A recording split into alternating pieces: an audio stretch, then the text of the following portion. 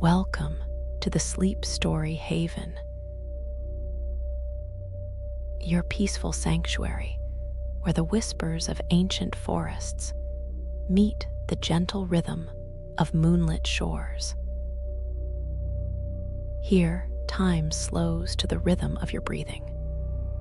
Worries dissolve like mist, and your mind finds the peace it's been seeking. Each story is crafted to guide you through enchanted landscapes and tranquil moments, designed to quiet your thoughts and prepare your spirit for deep, restorative sleep. So find your most comfortable position, close your eyes, and let tonight's gentle tale carry you to the peaceful dreams that await. Welcome to your Sleep Story Haven. Take a deep breath and let our story begin.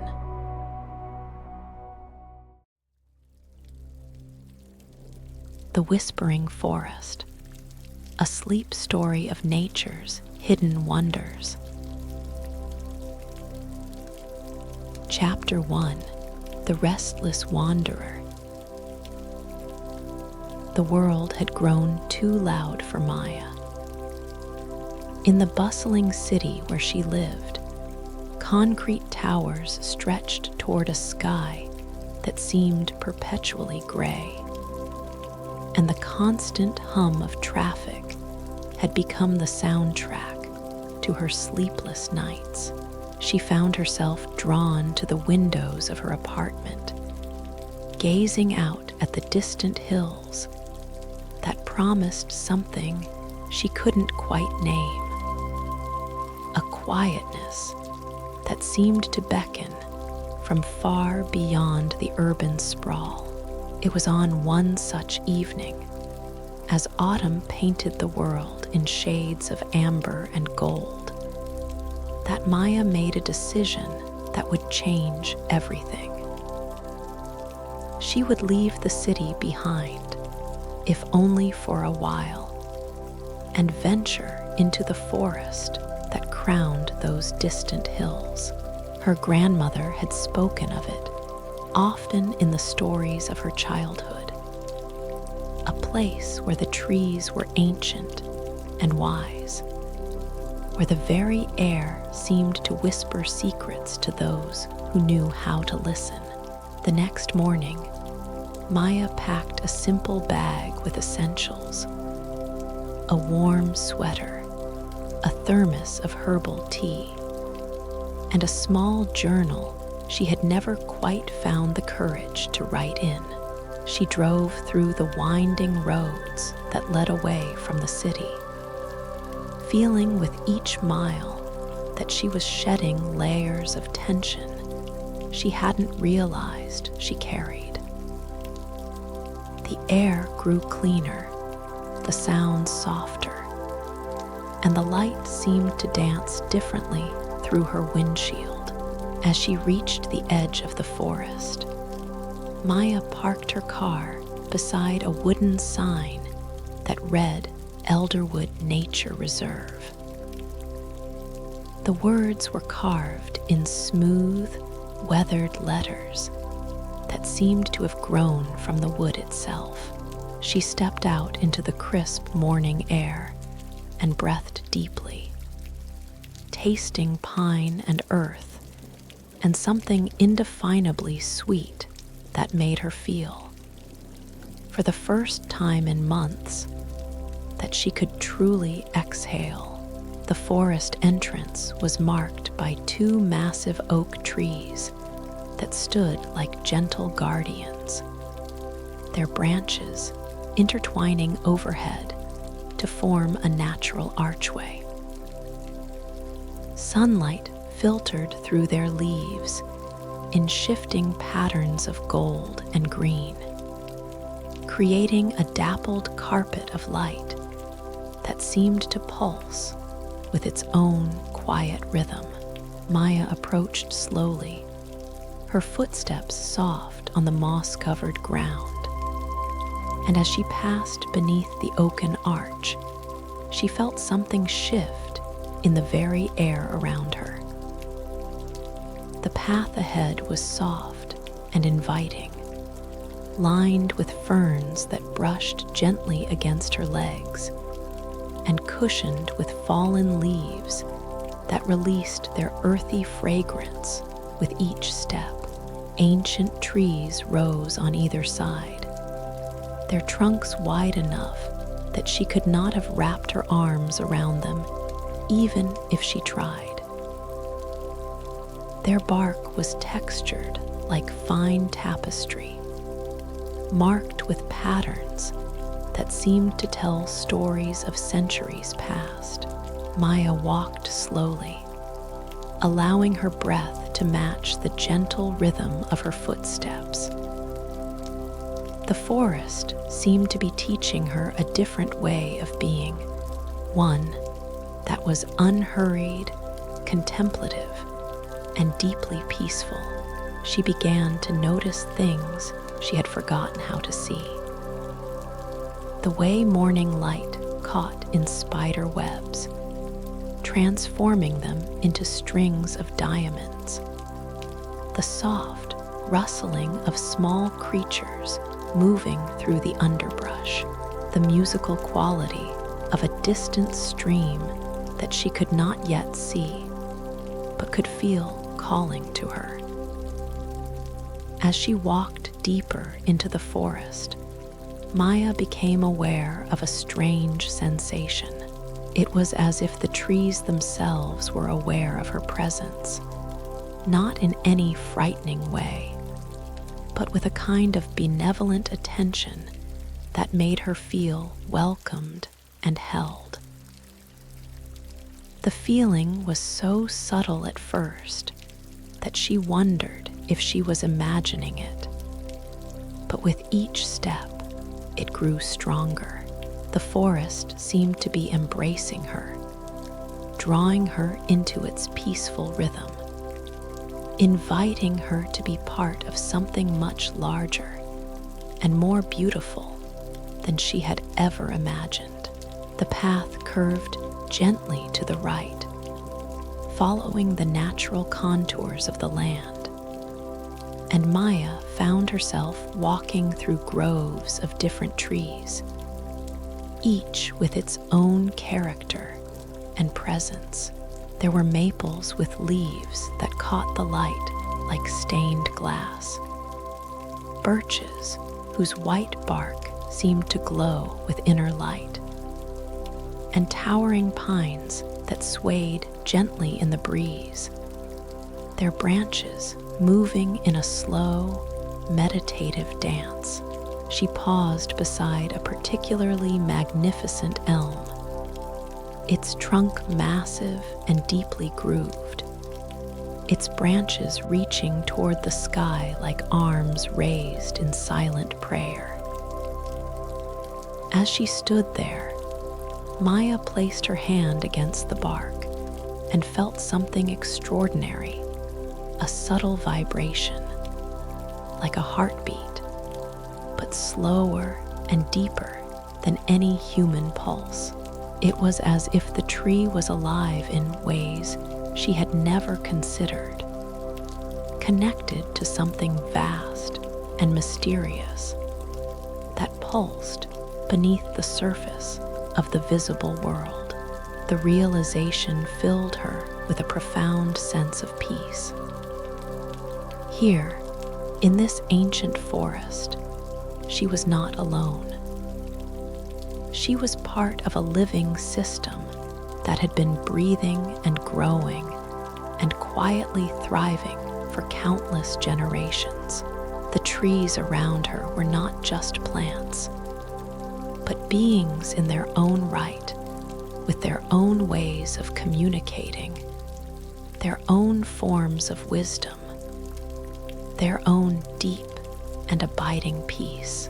As the morning sun climbed higher, filtering through the canopy in ever-changing patterns of light and shadow, Maya continued her journey deeper into the forest. Each step seemed to carry her further from the anxious, restless person she had been and closer to someone she barely remembered, someone who could simply be, without needing to achieve or accomplish or prove anything at all. The forest path wound on, soft and welcoming, and Maya followed it with growing trust, knowing that whatever lay ahead would be exactly what she needed to find. In the distance, she could hear the gentle music of running water, and she found herself drawn toward that sound, toward the promise of even deeper peace that seemed to wait just around the next bend in the path. Chapter 2: The Underground Network. The sound of water grew stronger as Maya followed the winding path deeper into the forest. Soon, she came upon a small stream that bubbled and danced over smooth stones, its surface catching the filtered sunlight and throwing it back in sparkles of liquid gold. The water was so clear she could see every pebble on the bottom, and the gentle sound it made as it flowed seemed to resonate with something deep inside her chest, slowing her heartbeat and deepening her breath. She knelt beside the stream and cupped the cool water in her hands, bringing it to her lips. It tasted of earth and sky, and something ineffably pure that seemed to wash away the last traces of city dust from her soul. As she sat back on her heels, Maya noticed something remarkable happening around her. The trees that lined the stream bank seemed to be leaning slightly toward the water, their roots visible here and there, threading through the soft earth like veins of living wood. But it was more than that. As Maya watched and listened with growing attention, she began to sense that something was happening beneath the surface of the forest floor. There was a subtle communication taking place, a network of connection that she was only beginning to perceive. The trees were not standing in isolation, she realized, but were part of an intricate web of relationship that extended far beyond what the eye could see. Dr. Elena Vasquez, a forest researcher who had been studying the elderwood for decades, emerged from a grove of aspens just as Maya was beginning to understand this mystery. Elena was a woman in her 60s, with silver hair that caught the light like the bark of the birches around her, and eyes that held the deep calm of someone who had spent years listening to the forest's secrets. "You're sensing it, aren't you?" Elena said softly, her voice carrying the same gentle quality as the stream's murmur. The underground network. Most people walk through forests their entire lives without ever realizing it's there. Maya looked up, startled but not frightened. There was something about Elena's presence that felt as natural and peaceful as the forest itself. "I can feel something," Maya said. "It's like the trees are connected somehow." Elena smiled and settled onto a moss-covered log beside the stream. "They are, beneath our feet. There's an entire world of communication happening. The trees' roots interweave with fungal networks, mycorrhizal fungi that connect tree to tree, forest to forest, in what scientists call the wood wide web. Through these networks, trees share nutrients, send chemical messages, even warn each other of dangers. As Alina spoke, Maya felt her understanding of the forest shifting and expanding. She had entered these woods seeking peace, but she was discovering something far more profound, a living example of cooperation and mutual support that had been thriving here for millennia. The mother trees, Alina continued, the oldest and largest ones, are like the wise elders of the forest community. They nurture the younger trees, sharing resources when they're needed, offering protection during difficult times. A single mother tree might support hundreds of smaller trees through the network, sending them exactly what they need to survive and thrive. Maya closed her eyes and imagined this hidden world of connection flowing beneath her feet. She pictured the delicate fungal threads, finer than spider silk, carrying messages of care and support from tree to tree. She envisioned the great mother trees, their ancient wisdom flowing through the network like a river of liquid light, nourishing and protecting all the younger generations. "Can you feel it?" Alina asked gently. "The peace that comes from being part of something larger than yourself." Maya nodded, tears of unexpected joy sliding down her cheeks. She was beginning to understand that the profound sense of belonging she felt in this forest was not just her imagination. She was, in fact, part of this network of life, breathing the oxygen the trees provided, her footsteps adding to the rich compost that would feed them in return. The boundary between herself and the forest was dissolving, replaced by a sense of interconnection that filled her with the deepest peace she had ever known. Alina guided Maya to a place where the roots of several large trees were visible above ground, creating a natural mandala of interwoven wood. "Sit here," she suggested. "Close your eyes and just feel." Maya settled into the soft cradle formed by the roots, her back against the trunk of an ancient maple. As she breathed in the forest air, she began to sense the vast network of life that surrounded her. She felt the slow, steady breathing of the trees, the gentle pulse of sap moving through their veins, the whispered conversations carried on chemical winds through the underground network. Time seemed to slow and deepen. Maya lost track of how long she sat there, held by the roots of the ancient maple, feeling herself becoming part of the forest's rhythm.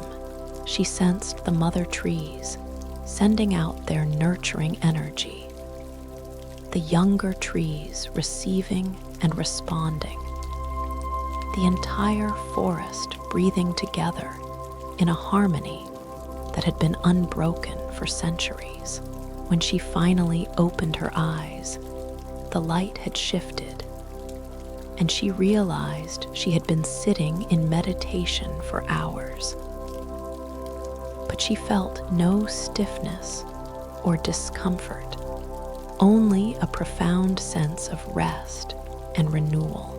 Alina was still there, sitting quietly on her log, watching the stream with the patient attention of someone who had learned to move at the forest's pace.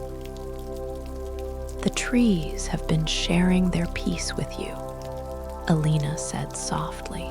"They know how to rest, how to be still, how to trust in the support of the community. These are gifts they offer freely to anyone who knows how to receive them."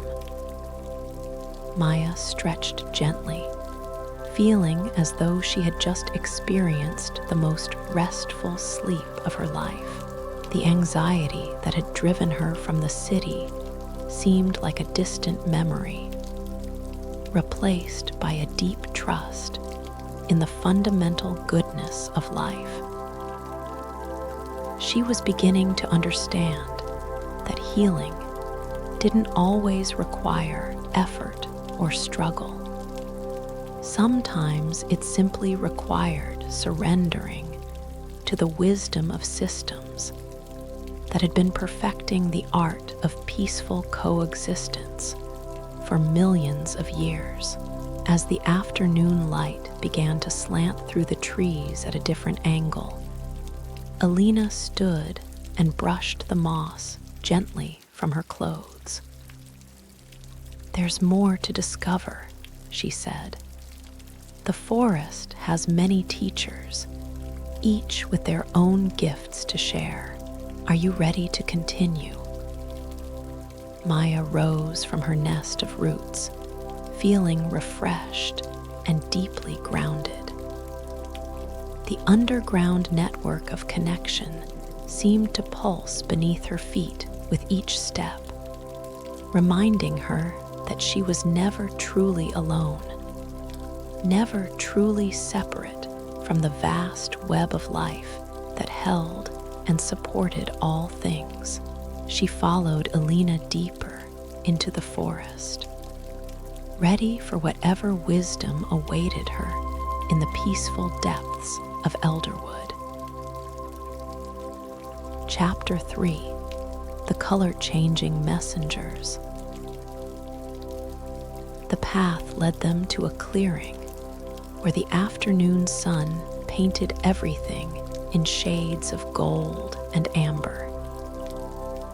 Here, the forest opened up just enough to create a natural amphitheater, with fallen logs arranged in a circle around a cluster of trees that seemed to shimmer with their own inner light.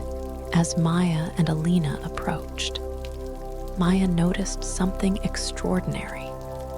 The leaves of these trees were changing color even as she watched, shifting from green to yellow to orange to red in slow, flowing waves. "Autumn maples," Alina explained, her voice filled with the same wonder Maya felt. "But these ones are special. They respond to more than just the changing seasons. They're like the forest's mood rings, changing color based on the chemical messages they receive through the underground network." Maya stared in fascination as the leaves continued their slow dance of transformation. A wave of golden yellow would begin at the crown of one tree and flow downward like honey, followed by a blush of orange that seemed to spread from branch to branch. Then, as if in response to some invisible signal, the colors would shift again, creating patterns that were both random and purposeful, like a living meditation on the beauty of change. "What are they responding to?"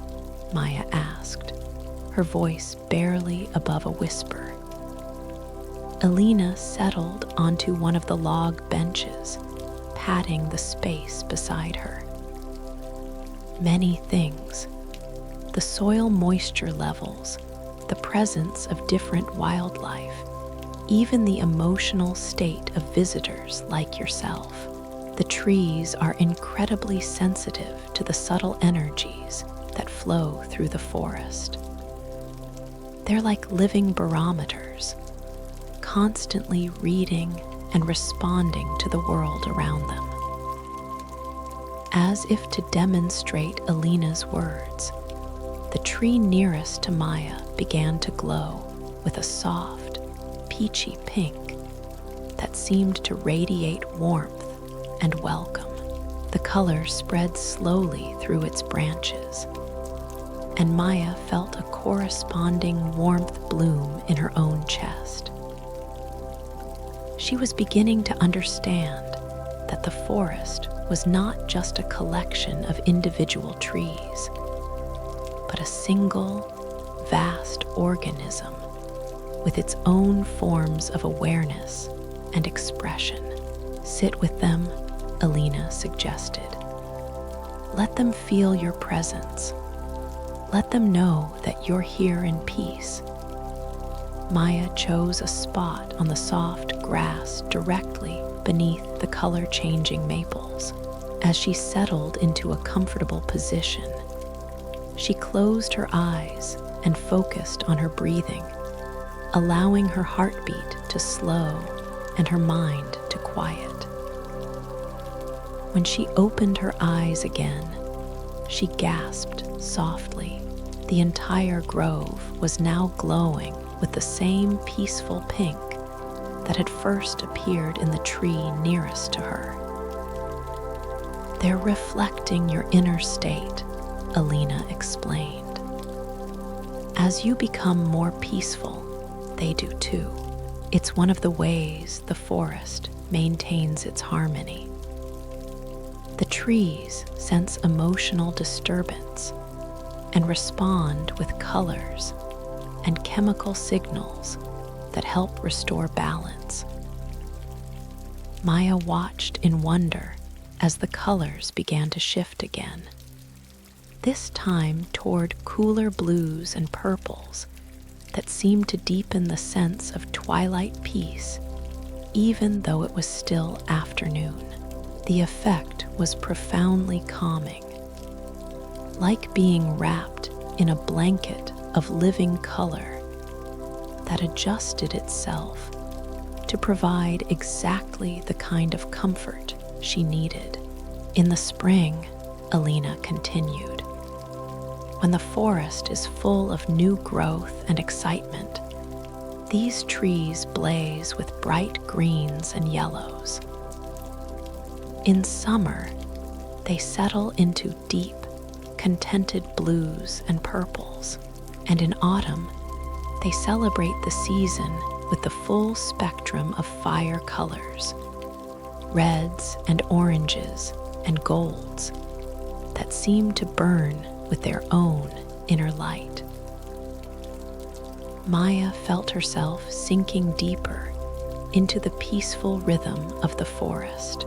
The changing colors of the leaves created a mesmerizing pattern that seemed to slow her thoughts and deepen her breathing.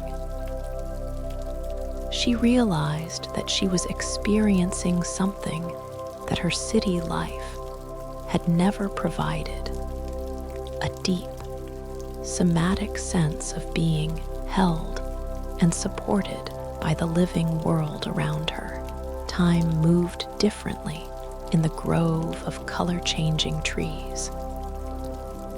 Maya found herself drifting in and out of a state that was neither fully awake nor fully asleep, but something in between, a twilight consciousness where she remained aware of her surroundings, while simultaneously letting go of the need to process or analyze anything. The tree's colors flowed around her like a visual lullaby, constantly shifting, yet always harmonious, creating a rhythm that seemed to synchronize with her own heartbeat. A family of deer wandered into the clearing, their movements so graceful and quiet that they seemed to be part of the forest's dream. They grazed peacefully among the color-changing trees, and Maya noticed that the leaves responded to their presence with gentle waves of soft green and brown that seemed to welcome and celebrate their animal visitors. The deer showed no fear of the humans, as if they understood that this was a place of peace where all beings were held in the same gentle embrace. As the sun began to sink lower in the sky, the colors in the grove shifted toward the warmer tones of evening. Deep golds and rich oranges painted the leaves, creating a canopy of fire that seemed to glow with its own inner light. Maya felt as though she were sitting inside a living sunset, surrounded by beauty that was both spectacular and deeply soothing. "The trees are preparing for the night," Alina said softly. "They're shifting their chemistry to promote rest and renewal. Many of the forest's healing compounds are released during the evening hours when the trees begin their nightly meditation." Maya could feel the truth of Alina's words in her own body. A profound drowsiness was beginning to settle over her, but it was not the exhausted fatigue she had known in the city. This was the natural, healthy tiredness that comes from being fully present in the moment, from allowing the nervous system to discharge its accumulated stress and settle into a state of deep rest. The color-changing trees seemed to sense her growing sleepiness and responded by softening their hues toward the deep blues and purples of night. The effect was like being slowly wrapped in a blanket of living twilight, with each color change drawing her deeper into a state of peaceful surrender. "Stay as long as you like," Alina murmured. "The forest will keep you safe. When you're ready to move on, the path will be there waiting for you." Maya nodded, too peaceful to speak. She leaned back against the soft earth, using her arms as a pillow, and let her eyes drift closed. The colors continued to shift behind her eyelids, creating patterns that seemed to pulse with her heartbeat and breathe with her lungs. She was no longer a separate person visiting the forest. She had become part of its living system, held and nourished by the same forces that kept the trees healthy and strong. As darkness settled over the grove, the color-changing trees shifted to their night colors, deep indigos and midnight blues that seemed to hold the peace of the entire forest. Maya slept deeply beneath their protective canopy, her dreams filled with flowing colors and gentle whispers that spoke of ancient wisdom and eternal rest. Chapter 4: The Gardens of Gentle Giants. Maya awoke to the sound of gentle rain pattering on the leaves above her. The night had passed in the deepest, most restorative sleep she could remember, and she felt refreshed in a way that seemed to reach all the way down to her bones. The color-changing trees had maintained their peaceful night hues throughout the darkness, creating a canopy of deep blues and purples that had sheltered her dreams. As dawn broke through the forest canopy, the trees began their morning transformation, slowly shifting toward the fresh greens and gentle yellows of a new day. Maya stretched luxuriously, feeling as though she had been recharged by the forest's own healing energy. The rain was warm and soft, more like a gentle mist that blessed the earth and everything upon it. Alina appeared through the morning mist, carrying a thermos of herbal tea and wearing a rain cape that seemed to be woven from forest moss and spider silk. "The rain is one of the forest's greatest gifts," she said, settling beside Maya and pouring tea into 2 ceramic cups. "It awakens the petrichor, that sweet, earthy scent that comes when water meets soil. But more than that, it activates the forest's communication systems." Maya accepted the tea gratefully, warming her hands on the cup and breathing in the steam that carried hints of chamomile and wild mint. As she sipped the soothing liquid, she became aware of a subtle change in the forest around her. The rain seemed to be awakening something, causing the trees to release fragrances that were both subtle and profound. "Follow me," Alina said, standing and shouldering her pack. "The rain has awakened the grove of gentle giants. It's time you met some of the forest's most ancient teachers." They left the clearing of color-changing trees and followed a path that wound through increasingly dense forest. The rain continued to fall in soft, steady drops, and Maya found herself walking through curtains of mist that seemed to part before her like veils.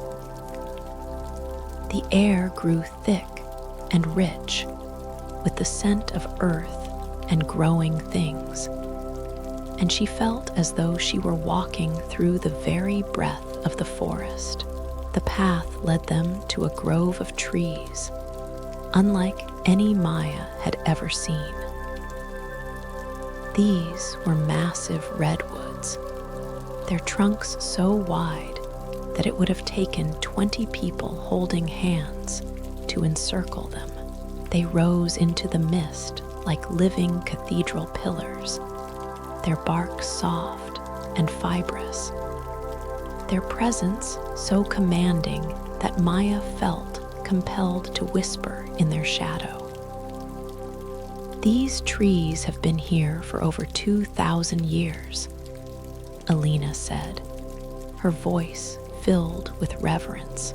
"They were saplings when Rome was at its height, young trees when the pyramids were already ancient. They've witnessed the rise and fall of civilizations, the coming and going of countless seasons, and through it all, they've maintained their peaceful watch over the forest."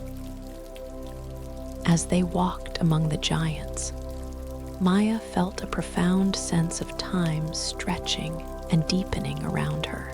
These trees had survived floods and droughts, fires and storms, human conflicts, and natural disasters. They had seen the world change in ways that her human mind could barely comprehend. Yet they remained rooted in the same deep peace that had sustained them for millennia. The rain intensified slightly, and Maya noticed something extraordinary happening. The giant redwoods were drinking the rain not just through their roots, but through their very bark and leaves. The water ran down their massive trunks in rivulets that seemed to glow with their own inner light. And the trees themselves seemed to be growing more luminous and alive with each drop they absorbed. They're fog drinkers, Alina explained. These coastal redwoods have adapted to absorb moisture directly from the air. During the dry seasons, they can survive entirely on the water they capture from fog and mist. It's one of the ways they've managed to live for so long. They've learned to find nourishment in the subtlest forms. Maya placed her hand on the bark of the nearest giant, feeling its deep, slow pulse beneath her palm. The tree's presence was so vast and steady that she felt her own breathing slow to match its ancient rhythm.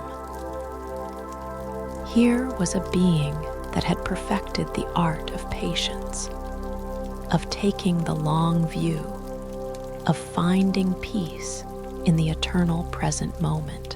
As they continued through the grove, Maya began to notice that the space between the giant trees was filled with gardens of the most extraordinary plants she had ever seen.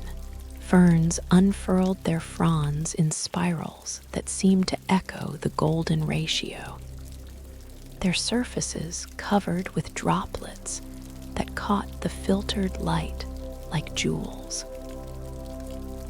Moss carpeted the ground in shades of green that had no names, creating a soft, living cushion that seemed to invite rest and contemplation. Strange and beautiful mushrooms dotted the forest floor, some glowing with bioluminescent light, others shaped like tiny umbrellas or delicate coral formations. Alina knelt beside a cluster of particularly ethereal fungi that seemed to pulse with their own inner rhythm. "These are the forest's decomposers," she said, "but they're also its recyclers and renewers.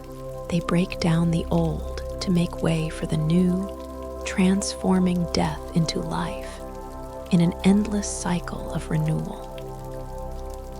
They're teachers of letting go, of trusting in the natural processes of change and transformation." Maya found herself drawn to a particular mushroom that glowed with a soft, pearl-like light. As she watched, it seemed to pulse in harmony with her heartbeat, as if it were somehow connected to her own life force. She felt a profound sense of kinship with this small, glowing being, understanding somehow that they were both part of the same vast web of existence. The rain began to light, and shafts of golden sunlight pierced the mist, creating columns of light that seemed to dance among the giant trees. Maya felt as though she were walking through a living cathedral, with the redwoods serving as pillars and the canopy as a vaulted ceiling through which divine light filtered in ever-changing patterns. Alina led her to a natural amphitheater formed by the roots of several giant trees. The space was carpeted with the softest moss Maya had ever felt, and the air was filled with the gentle sound of water dripping from the canopy above. small pools had formed in the depressions between the roots, creating natural mirrors that reflected the sky and the towering trees. This is one of the forest's most sacred spaces, Alina said. People have come here for centuries to meditate, to heal, to seek wisdom from the ancient ones. The trees here are particularly receptive to human presence. They seem to enjoy sharing their peace with visitors. Maya settled onto the moss beside one of the reflecting pools, watching as the water caught and held the image of the giant trees above. The reflection seemed to extend infinitely downward, creating the illusion that she was looking into another world, a mirror realm where the trees had their roots in the sky and their canopy in the earth. As she sat in the presence of the ancient giants, Maya felt her perspective on time and change beginning to shift. The urgency that had driven her from the city, the anxiety about the future, the regrets about the past, all of these seemed to dissolve in the face of the tree's eternal presence. Here was a way of being that was not hurried or worried, not grasping or striving, but simply present in each moment with complete trust in the unfolding of life. The gentle rain continued to fall, and the giant trees continued their slow, patient work of growing and breathing and holding space for all the smaller beings that lived within their protection. Maya closed her eyes and let herself be held by their ancient wisdom, feeling herself becoming part of their timeless meditation on the beauty and mystery of existence. Chapter 5: The Healing Pools. As the morning rain gentled to a soft mist, Alina led Maya deeper into the grove of giant trees, following a path that seemed to wind through the very heart of the forest's ancient wisdom. The ground beneath their feet was springy with layers of decomposing leaves that had built up over centuries, creating a natural carpet that seemed to absorb sound and emanate a subtle warmth. The giants have another gift to share, Alina said, her voice carrying the same reverence that had marked their entire journey through the redwood grove. They've been creating something special for thousands of years, natural healing pools that are fed by the purest spring water and charged with the life force of the ancient trees. The path curved around the base of a particularly massive redwood, and Maya gasped as she saw what lay beyond. Carved into the natural rock formations between the giant trees were a series of pools, each one different in size and depth, all filled with water so clear and pure that they seemed to glow with their own inner light.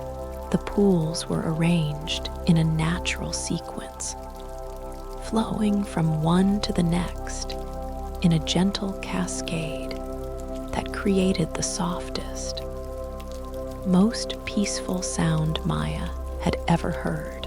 Steam rose from the water, creating veils of mist that danced between the trees and caught the filtered sunlight in prisms of color. The pools themselves seemed to be lined with moss and small crystals that had been deposited by the mineral-rich spring water over countless years, creating surfaces that sparkled and shimmered with every movement of the water. These pools have been forming for millennia, Alina explained, settling onto a moss-covered stone beside the largest pool. The spring water rises up through the bedrock, carrying minerals and trace elements that the trees have been concentrating in their root systems. The water is naturally heated by the Earth's core, and it's been infused with the healing compounds that the giant trees release into the soil. Maya knelt beside the first pool, a shallow basin that seemed perfectly sized for soaking tired feet. The water was warm and inviting, and as she dipped her fingers into it, she felt a subtle tingling sensation that seemed to travel up her arms and into her chest. The water felt alive, charged with an energy that was both soothing and invigorating. Each pool has its own character, Alina continued, its own particular blend of minerals and healing properties. This first one is wonderful for grounding and centering. The next one is deeper and warmer, perfect for soaking away muscle tension and stress. The third one contains high levels of silica and other minerals that are particularly nourishing for the skin and hair. Maya moved to the second pool, which was indeed deeper and warmer. As she rolled up her pants and lowered her legs into the water, she felt the most extraordinary sensation of release. All the tension she had been carrying in her calves and feet seemed to melt away, replaced by a feeling of profound relaxation that spread upward through her entire body. The water in this pool was a soft, milky blue-green color, and it seemed to pulse with its own gentle rhythm. Small bubbles rose to the surface, and Maya realized that the pool was naturally carbonated, the water lightly effervescent in a way that created a gentle massaging effect on her skin. The carbonation comes from the interaction between the spring water and the minerals in the rock, Alina explained. It's like a natural spa treatment designed by the earth itself to promote healing and relaxation. Maya closed her eyes and let herself sink deeper into the pool, feeling the warm water embrace her body like a liquid hug. The stress of months of poor sleep and city anxiety seemed to dissolve into the healing water, replaced by a sense of profound peace and well-being. She felt as though she were being held and nourished by the very earth itself, supported by forces that had been working for millennia to create this perfect sanctuary. The sound of water flowing from pool to pool created a natural symphony that seemed to synchronize with Maya's breathing and heartbeat. She found herself drifting into a meditative state, aware of her surroundings, but released from the need to think or analyze anything. The warm water the gentle sounds, the soft mist rising around her, all of it combined to create a sense of complete safety and surrender. Elena had moved to the third pool, which was the largest and deepest of the series. The water here was crystal clear and seemed to contain tiny flecks of gold and silver that caught the light and created a magical, shimmering effect. She gestured for Maya to join her, and together they waded into the deeper water. "This pool is the heart of the healing system," Elena said, her voice soft with wonder. "The water here has been filtered through the root systems of the giant trees for centuries. It carries their essence, their peace, their ancient wisdom. Many people report profound healing experiences in this pool, not just physical healing, but emotional and spiritual restoration as well." As Maya settled into the deeper water, she felt an immediate sense of expansion and lightness. The water seemed to cradle her body with perfect support, allowing her to float effortlessly while still remaining grounded and centered. The temperature was perfectly calibrated to her body heat, creating a sensation of seamless integration between herself and the healing water.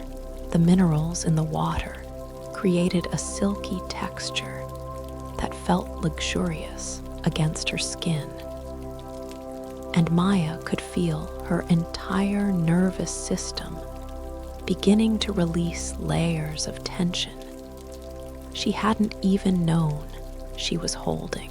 Her breathing deepened spontaneously, and she felt a profound sense of trust in the healing process that was unfolding around and within her. As she floated in the healing pool, Maya became aware of the subtle presence of the giant trees surrounding them. Their roots extended deep into the earth beneath the pools, and she could sense their ancient wisdom infusing the water with qualities that went beyond the merely physical.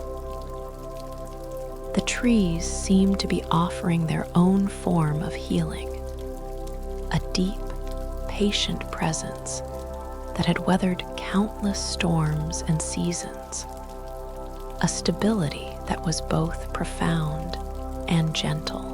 Time seemed to move differently in the healing pools. Maya lost track of how long she floated there, held by the warm water and the presence of the ancient trees. She drifted in and out of a dreamlike state, aware of her body becoming more and more relaxed, while her mind grew quiet and still. Elena moved through the pools with the practiced grace of someone who had spent years exploring their healing properties. She showed Maya how to position herself to receive the maximum benefit from the mineral-rich water, how to breathe in harmony with the natural rhythms of the pools, how to open herself to the deeper healing that was available in this sacred space. As the sun climbed higher and the mist began to clear, the pools took on an even more magical quality. The water sparkled with reflected light, and Maya could see all the way to the bottom of even the deepest pool, where smooth stones and crystals created mandalas of natural beauty. Schools of tiny, iridescent fish swam in some of the pools, their movements creating ripples that caught the light and sent it dancing across the surface. Maya felt as though she were experiencing a form of baptism, a washing away of everything that was not essential to her truest self. The healing waters were not just cleansing her body, but purifying her entire being, preparing her for whatever deeper wisdom the forest had yet to reveal. As she prepared to leave the healing pools, Maya felt transformed. Her skin glowed with health and vitality. Her muscles were completely relaxed, and her mind was clear and peaceful. But more than that, she felt as though she had been initiated into a deeper understanding of what healing truly meant.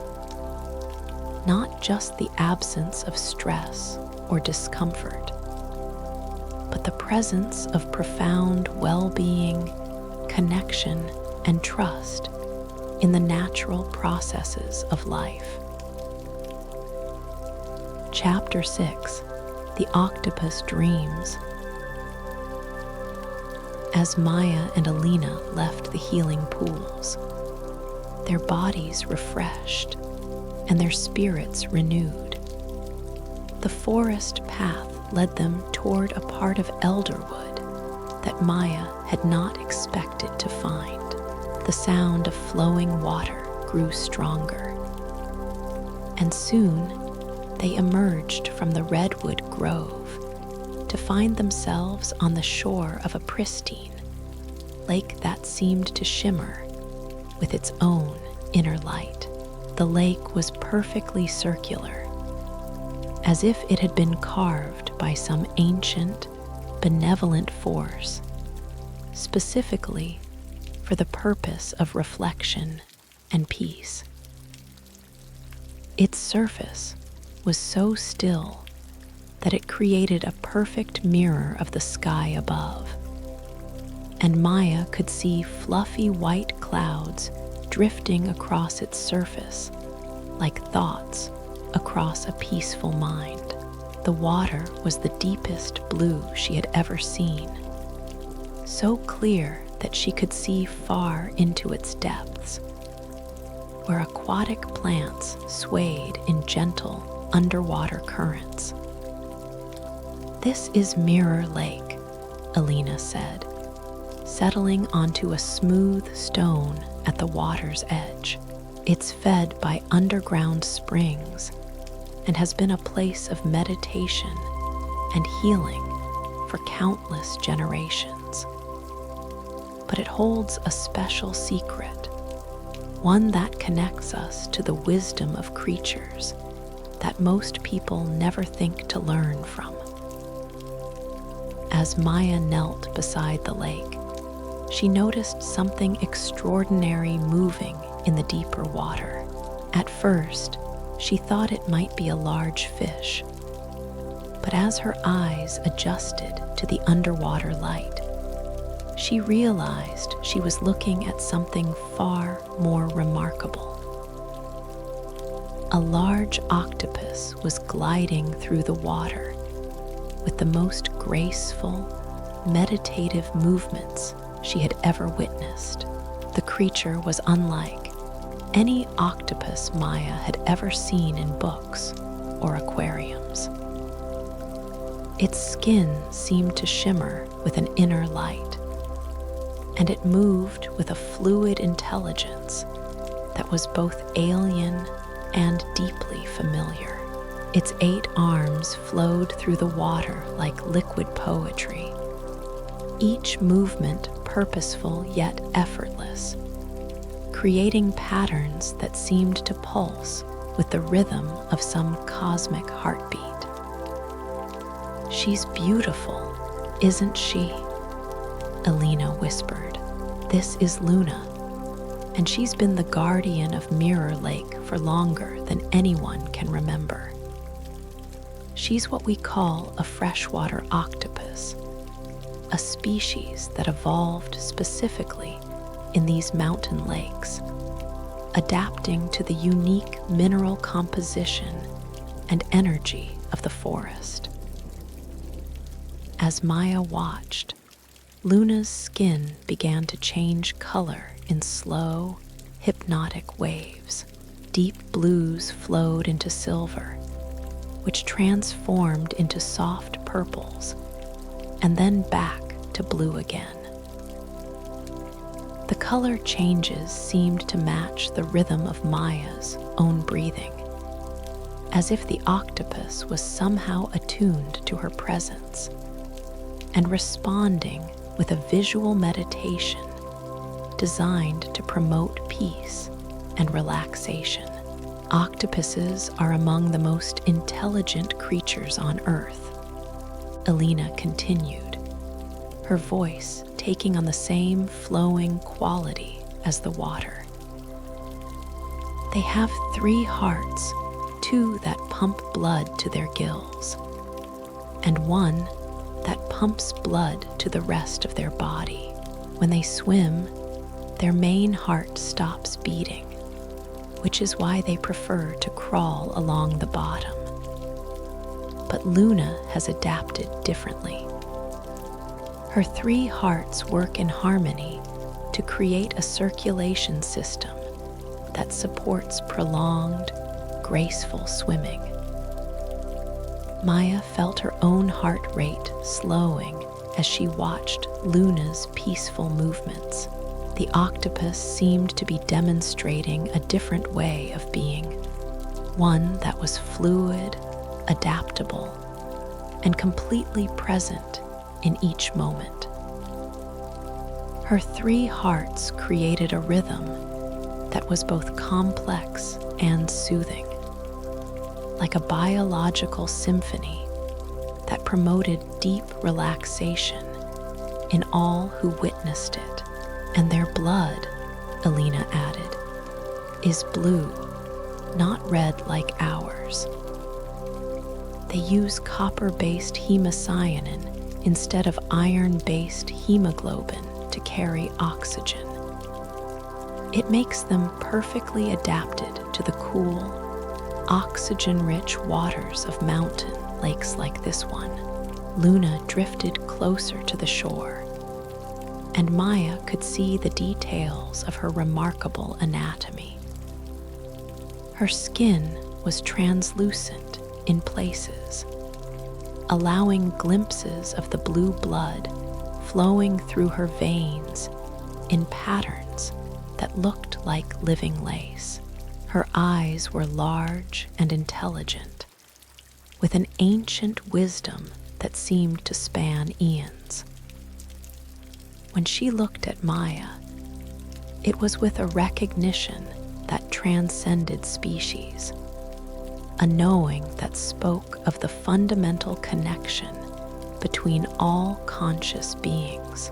She's inviting you to join her meditation, Elena said softly. Luna has been teaching visitors about the art of fluid movement and the wisdom of having multiple hearts. Would you like to learn? Maya nodded, feeling drawn to the peaceful presence of this remarkable creature. Elena guided her to a shallow area of the lake where the water was warm from the sun and clear as crystal. As Maya waded in, Luna approached slowly, her movements creating gentle currents that felt like underwater caresses. The octopus positioned herself near Maya and began a slow, rhythmic dance. Her 8 arms moved in flowing spirals, creating patterns in the water that seemed to massage the very space around them. Maya found herself naturally beginning to move in harmony with Luna's rhythm, her own arms flowing through the water in gentle, meditative gestures. As they moved together, Maya became aware of her own circulatory system in a way she had never experienced before. She could feel her heart pumping blood through her body, but instead of the single, steady rhythm she was accustomed to, she began to sense multiple layers of circulation: the flow of blood, the movement of lymph, the circulation of energy through her nervous system. It was as if Luna's three-hearted wisdom was teaching her about the complex orchestration of life within her own body. Luna's skin continued to change colors in slow, mesmerizing patterns that seemed to reflect the emotional state of their shared meditation. Soft blues and greens flowed across her body like underwater aurora, creating a visual mantra that helped Maya sink deeper into a state of profound relaxation. The octopus's movements became even more fluid and graceful, as if she was demonstrating the perfect harmony that could exist between mind, body, and spirit. The water itself seemed to respond to their shared meditation.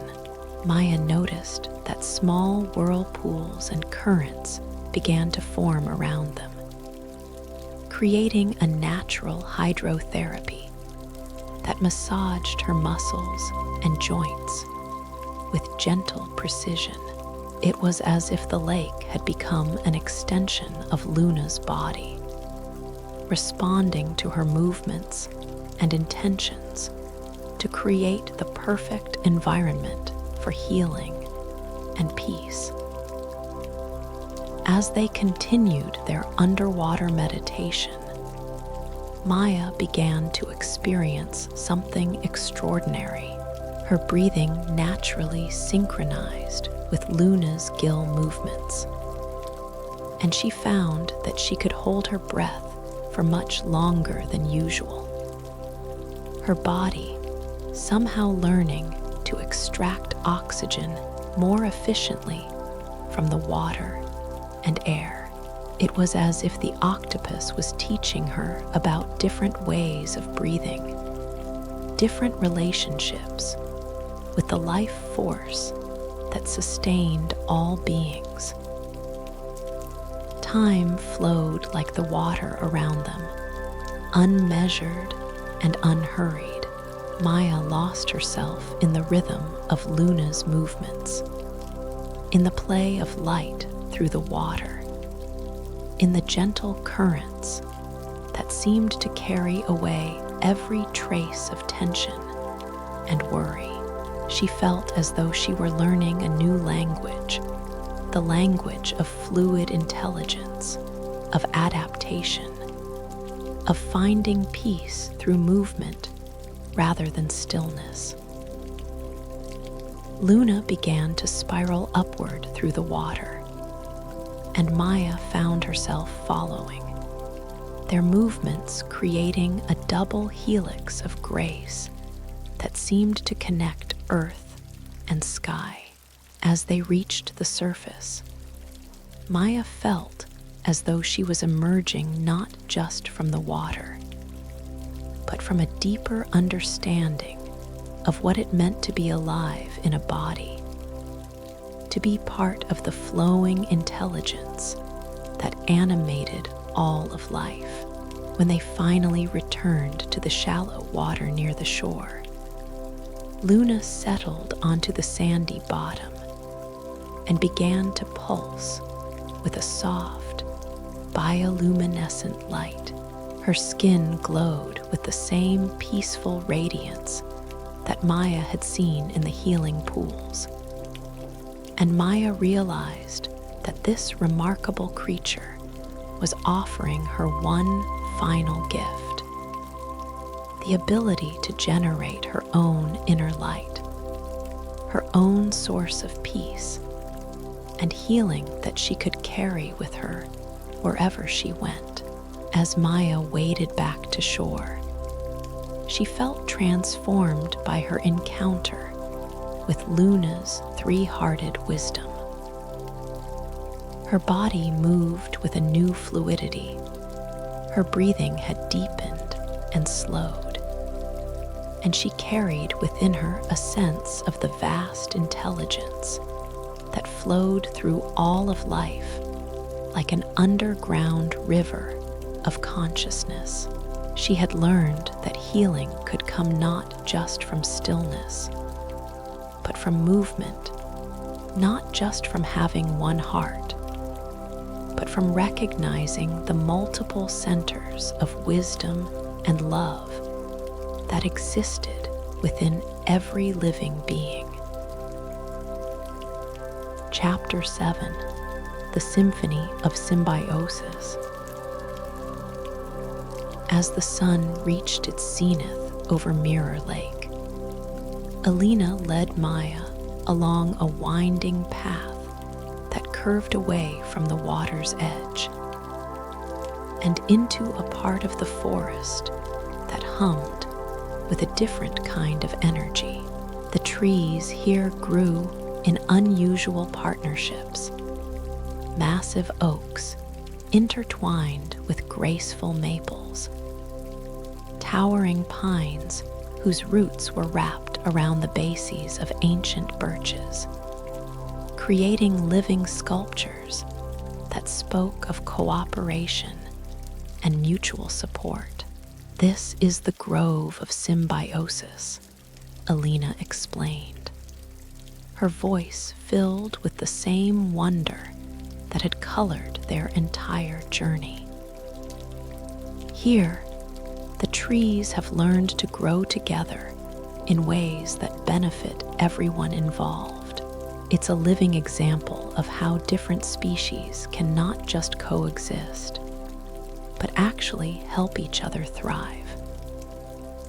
Maya paused beside a particularly stunning example, a maple and an oak that had grown so closely together that their trunks had actually fused at the base, creating a spiral pattern that seemed to pulse with shared life force.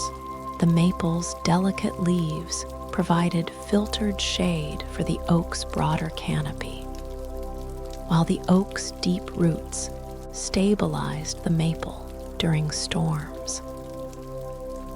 It was a partnership that had clearly been developing for decades, each tree supporting the other's growth in perfect harmony. But the symbiosis goes much deeper than what we can see, Alina continued, guiding Maya to a fallen log where they could sit and observe the intricate ecosystem around them. Every tree here is part of multiple partnerships. Their roots interweave with beneficial fungi. Their branches provide homes for birds and insects. Their leaves feed and shelter countless smaller organisms. It's a web of mutual support that extends from the soil to the sky. As Maya settled onto the moss-covered log, she became aware of the incredible diversity of life that surrounded them. Butterflies danced from flower to flower, their wings creating flashes of color that seemed to paint the air itself. Bees hummed among the blossoms, their legs heavy with pollen as they moved from tree to tree, unconsciously facilitating the reproduction of the entire forest. Birds called to each other from the canopy, their songs creating a complex symphony that seemed to coordinate the activities of the entire ecosystem. "Watch the hummingbirds," Alina said softly, pointing to a cluster of red tubular flowers that hung from one of the symbiotic trees. They've co-evolved with these flowers over millions of years. The flowers provide exactly the kind of nectar the birds need, and their shape perfectly matches the hummingbirds' beaks and tongues. In return, the birds carry pollen from flower to flower, ensuring the tree's reproduction. A tiny hummingbird appeared as if summoned by Alina's words. Its wings beating so fast they were just a blur of iridescent green. The bird hovered delicately before one of the red flowers, its needle-like beak sliding perfectly into the bloom's narrow opening.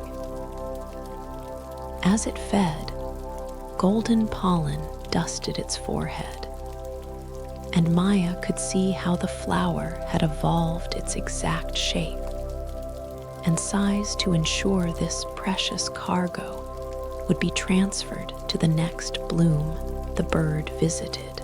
The hummingbird's feeding was like a meditation in motion, completely focused, perfectly efficient, yet somehow imbued with a sense of joy and celebration. Its wings created a soft humming sound that seemed to resonate with the flower itself, as if bird and bloom were singing together in a duet of mutual nourishment. "Now watch what happens when the bird moves on," Alina whispered. The hummingbird darted to another flower cluster about 20 feet away, and Maya gasped as she saw the first tree respond. The flowers began to glow more brightly, their red color deepening and intensifying, as if they were celebrating the successful completion of their partnership with the bird. Other flowers on nearby trees began to pulse with soft light, creating a chain reaction of communication that spread through the grove like a gentle wave. "The trees are thanking each other," Alina explained. "They're sharing the news that pollination has been successful, that the partnership with the hummingbirds is working, that life will continue. It's one of the ways the forest celebrates, through light, through chemical signals, through the underground network we discovered earlier." Maya felt tears of joy welling in her eyes as she witnessed this intricate dance of cooperation. Here was a way of living that was based not on competition or struggle, but on mutual support and shared celebration. Every being in the grove was both giving and receiving, both teacher and student, both nurturer and nurtured. A family of squirrels chattered in the branches above, and Maya watched as they cached acorns in carefully selected spots around the grove. Some of the acorns would be retrieved later, but others would be forgotten, left to sprout into new trees in locations that had been unconsciously chosen for optimal growing conditions. The squirrels thought they were simply storing food, but they were actually serving as the forest's gardeners, planting the next generation of trees in perfect harmony with the ecosystem's needs. "Everything here is teaching us about partnership," Alina said, her voice taking on the dreamy quality of someone who had spent years contemplating these mysteries. The lichen on the tree bark, it's actually two organisms, fungi and algae, living together so closely that they've become one. The fungi provides structure and protection, while the algae produces food through photosynthesis. Neither could survive without the other. Maya leaned closer to examine the lichen Alina had pointed out. What she had always assumed was simply a plant growing on bark was actually a complex partnership with intricate structures that revealed the beautiful collaboration between two completely different forms of life. The lichen grew in mandala-like patterns that seemed to pulse with their own gentle rhythm, creating living artwork that decorated the trees with natural beauty. As the afternoon wore on, Maya found herself drawn into the grove's peaceful rhythm of give and take. She watched ants farming aphids for their sweet secretions while protecting them from predators. She observed flowers that opened and closed in response to the presence of their pollinator partners. She witnessed trees dropping their leaves in patterns that would create the perfect growing conditions for their own seedlings and those of their neighbors. The entire grove seemed to be breathing together, pulsing with a shared life force that connected every being in a web of mutual support.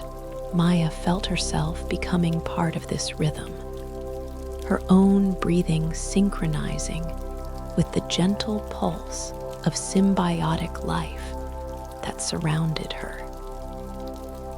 She was no longer just an observer, but a participant in the forest's ancient dance of cooperation and care.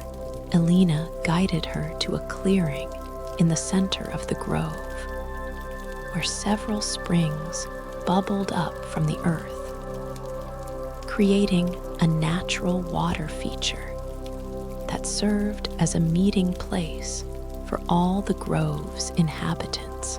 Birds came to drink and bathe, mammals paused to refresh themselves, and insects sipped from the shallow edges. Even the trees seemed to lean toward the springs, their roots visible beneath the clear water, drawing nourishment from the mineral-rich flow. "This is where all the partnerships converge," Alina said, settling beside one of the springs. "The water connects everything. It carries nutrients from tree to tree. It provides a gathering place for all the grove's creatures.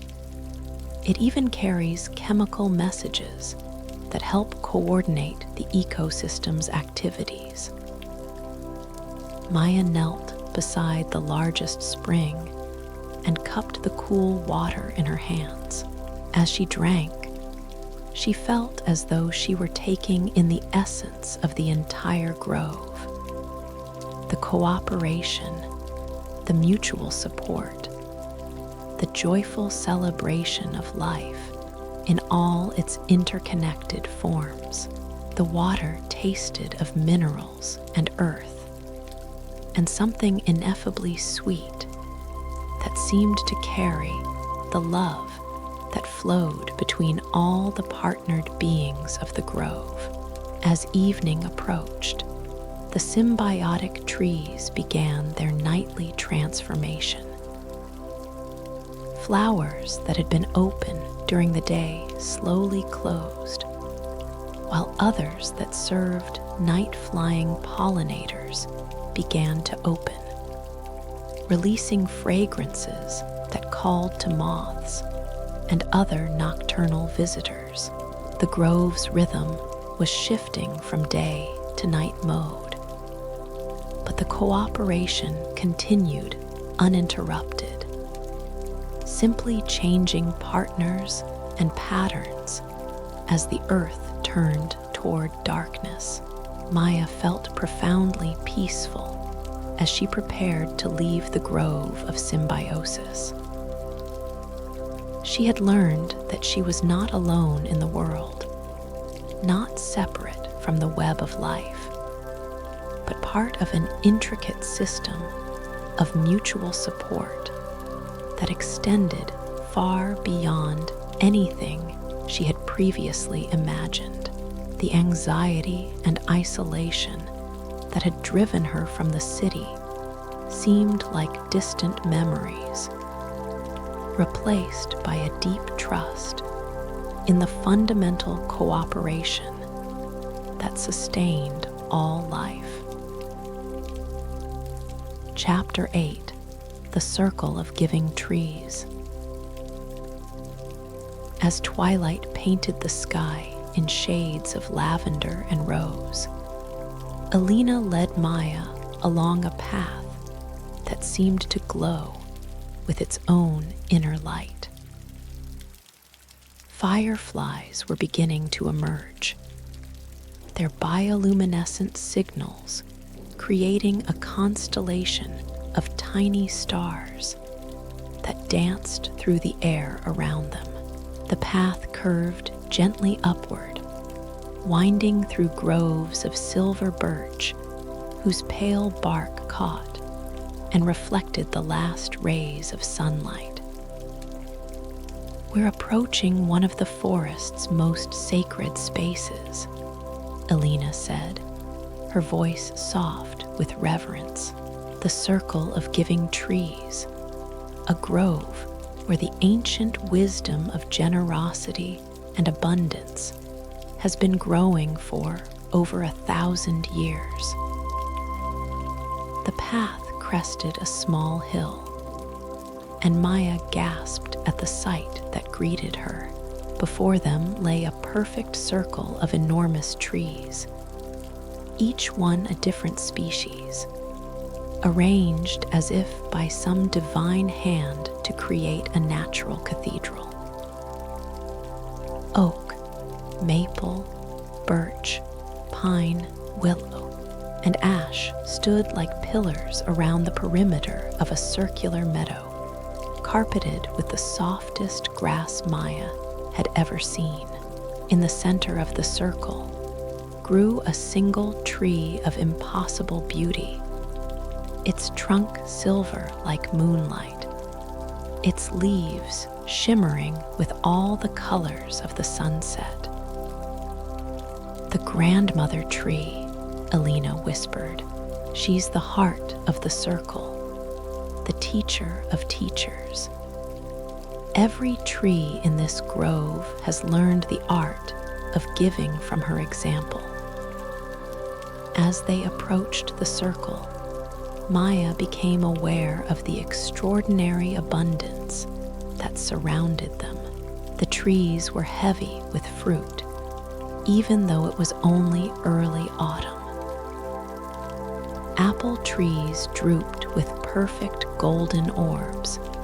Pear trees offered their sweet treasures, and nut trees scattered their gifts across the forest floor with generous abandon.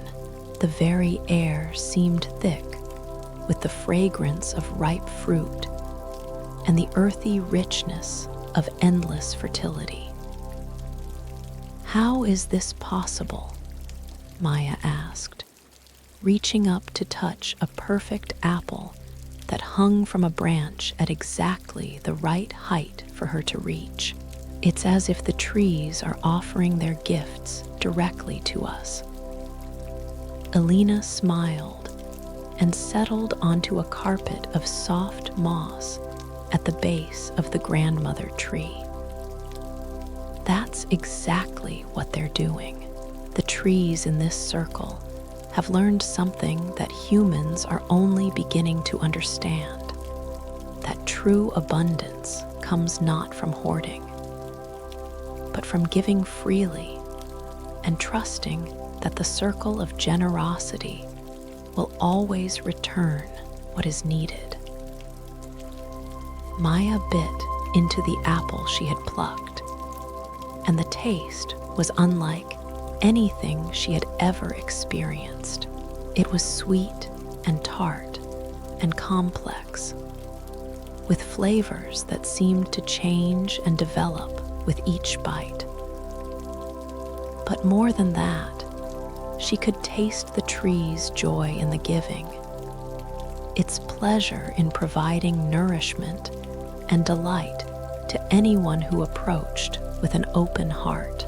Around the circle, Maya began to notice other forms of generosity. The willow tree was shedding strips of its flexible bark, providing perfect material for basket weaving or natural cordage. The birch was offering sheets of its papery bark, ideal for writing or fire starting. The pine was releasing droplets of golden resin that hardened into amber-like gems that caught the fading light like captured sunshine. Each tree gives according to its nature, Alina explained. But the grandmother tree has taught them all that giving is not a loss, but a multiplication. The more they give, the more abundant they become. The more they share their gifts, the stronger and more beautiful they grow. Maya approached the grandmother tree and placed her hand on its silver bark. Immediately, she felt a profound sense of warmth and welcome, as if the tree was embracing her with its entire being. The bark felt alive beneath her palm, pulsing with a slow, steady rhythm that seemed to sync with her heartbeat and deepen her breathing. As she stood there, touching the ancient tree, Maya began to understand something fundamental about the nature of abundance.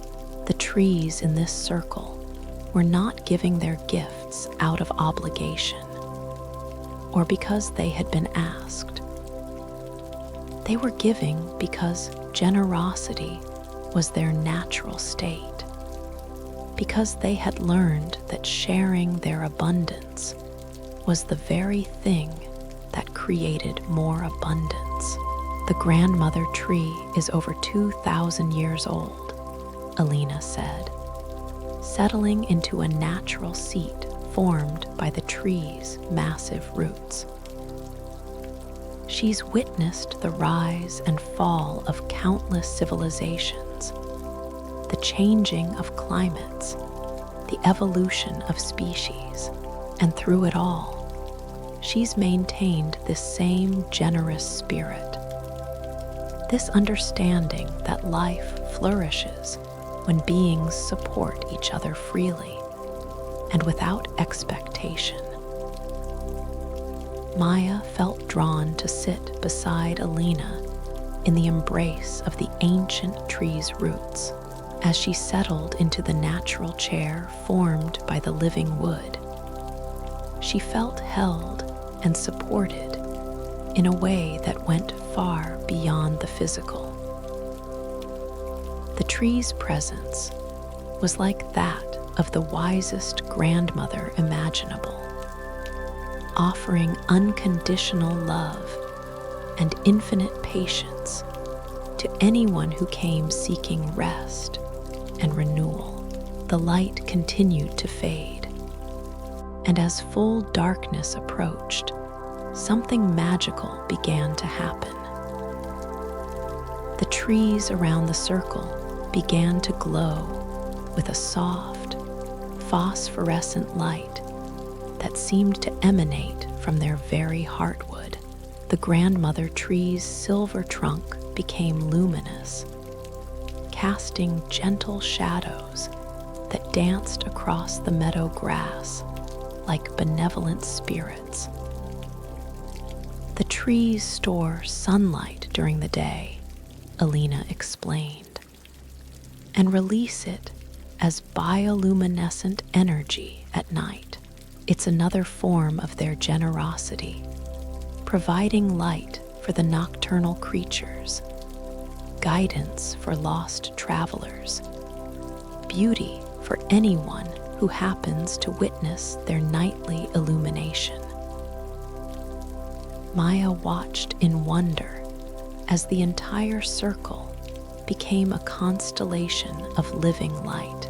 Each tree glowed with its own characteristic color: the oak with warm amber, the maple with soft gold, the birch with silver white, the pine with pale green. The effect was like being inside a natural planetarium, surrounded by the gentle radiance of ancient beings who had learned to transform the sun's energy into gift after gift of beauty and nourishment. As she sat in the grandmother tree's embrace, Maya felt her own capacity for generosity expanding. The anxiety and scarcity thinking that had plagued her in the city began to dissolve, replaced by a deep trust in the abundance that surrounded her. She understood now that generosity was not about having enough to spare, but about recognizing that she was already part of an abundant universe that was constantly giving and receiving in an endless flow of mutual support. Night-blooming flowers began to open around the circle, releasing fragrances that were both exotic and comforting. Night-flying pollinators appeared, moths with wings like stained glass, beetles that glowed with their own inner light, tiny bats that darted through the air with impossible grace. The circle was transforming into a nocturnal paradise, a demonstration of how life continued its generous dance, even in the darkness. Alina produced a small flute from her pack and began to play a melody that seemed to harmonize perfectly with the natural sounds of the night forest. The music was simple and repetitive, like a lullaby that spoke of safety and peace and the eternal cycling of day into night. Maya felt her eyelids growing heavy as the music wove itself into the symphony of cricket songs and rustling leaves. "Rest now," Alina whispered as her melody came to a gentle end. "Let the grandmother tree hold you through the night. Let her teach you about the deepest form of giving, the gift of simply being present, of offering your peaceful presence to the world." Maya leaned back against the glowing trunk of the ancient tree and let her eyes drift closed. The bioluminescent light continued to pulse gently around her, and she felt as though she were being rocked to sleep by the very heartbeat of the earth itself.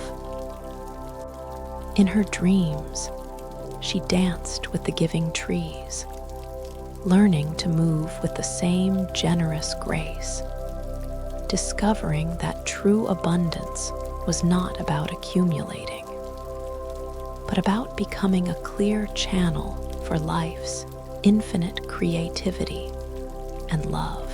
The grandmother tree held her through the night like the most loving parent, its ancient wisdom flowing into her dreams, and teaching her that she, too, was part of the great circle of giving that sustained all life. She slept deeper than she had in years, held by the knowledge that she belonged to something vast and generous and eternal. Chapter 9: The Breathing Forest. Maya awoke in the pre-dawn darkness to find herself still cradled in the roots of the grandmother tree. But now, she was surrounded by a phenomenon that took her breath away. The entire forest was breathing, visibly, rhythmically, like a vast living lung that expanded and contracted with cosmic regularity. The trees were glowing more brightly now, their bioluminescence pulsing in perfect synchronization, creating waves of light that flowed across the landscape like aurora made visible. Alina sat nearby, her eyes closed in meditation, her own breathing perfectly synchronized with the forest's rhythm. She opened her eyes as Maya stirred, and smiled with the serene expression of someone who had spent the night in communion with ancient wisdom. "You're witnessing the great breathing," Alina said softly. "It happens every morning just before dawn, when the forest shifts from its nighttime respiration to its daytime photosynthesis. For a few precious moments, you can actually see the breath of the earth itself." Maya watched in wonder as the waves of light moved through the trees, each pulse corresponding to the release of oxygen and the absorption of carbon dioxide. She could feel her own lungs naturally aligning with this vast respiratory system, her breathing becoming deeper and slower, until she felt as though she were breathing not just for herself, but as part of the forest's own life process. The grandmother tree's trunk pulsed with particularly brilliant light, and Maya realized that this ancient being was like the heart of the forest's breathing system, coordinating the rhythm that kept the entire ecosystem in harmony. Each pulse sent signals through the underground network, communicating the breathing pattern to trees throughout the forest, creating a synchronized meditation that had been going on for millennia. During the day, Alina explained, the trees breathe in carbon dioxide and breathe out oxygen. At night, the process reverses, but there are these transition moments, like the one we're experiencing now, when the forest holds its breath, when everything pauses in perfect stillness before beginning the next phase of the cycle. As if responding to Alina's words, the pulsing light began to slow, the waves becoming more spaced out until, for one perfect moment, the entire forest held its breath in complete stillness. The silence was profound, not empty, but full, pregnant with potential, like the pause between heartbeats when anything is possible. Then, with the first rays of sunrise breaking through the canopy, the forest began its day breathing, and Maya could actually see streams of oxygen rising from the leaves like visible breath on a cold morning. The air itself seemed to shimmer with life-giving energy, and each breath she took felt like drinking liquid light. Alina stood and stretched, her movements flowing and graceful. "Come," she said, "the breathing forest has one more gift to share with you. There's a special grove where the trees have learned to breathe with such perfect harmony that they create a natural healing chamber. A place where humans can learn to breathe with the same life-giving power." They left the circle of giving trees as the sun painted the sky in shades of pink and gold. Following a path that wound through groves of trees that were still glowing faintly with their nighttime bioluminescence, the morning air was crisp and clean, charged with oxygen and filled with the fresh scents of dew-dampened earth and awakening flowers. The path led them to a natural amphitheater formed by a circle of enormous eucalyptus trees, their silver-green leaves shimmering in the morning breeze. The air here was different, thicker, richer, almost viscous with healing compounds and essential oils. Each breath Maya took seemed to penetrate deeper into her lungs, carrying with it a sense of profound cleansing and renewal. Eucalyptus trees are master breathers, Alina explained, settling onto a cushion of soft grass in the center of the circle. They produce some of the most powerful respiratory healing compounds in the plant kingdom. But these particular trees have learned something special. They've synchronized their breathing to create a therapeutic atmosphere that can help heal respiratory ailments, reduce stress, and promote the deepest possible relaxation. Maya positioned herself beside Alina and immediately felt the difference.